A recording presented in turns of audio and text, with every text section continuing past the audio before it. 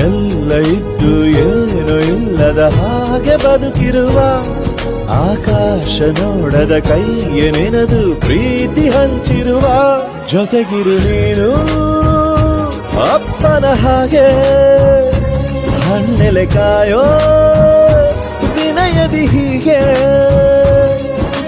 ನಿನ್ನನು ಪಡೆದ ನಾವು ಪುನೀತ ಬಾಳು ನಗು ನಗುತ್ತಾ ಬೊಂಬೆ ಹೇಳುತ್ತೈತೆ ಮತ್ತೆ ಹೇಳುತ್ತೈತೆ ನೀನೇ ರಾಜಕುಮಾರ.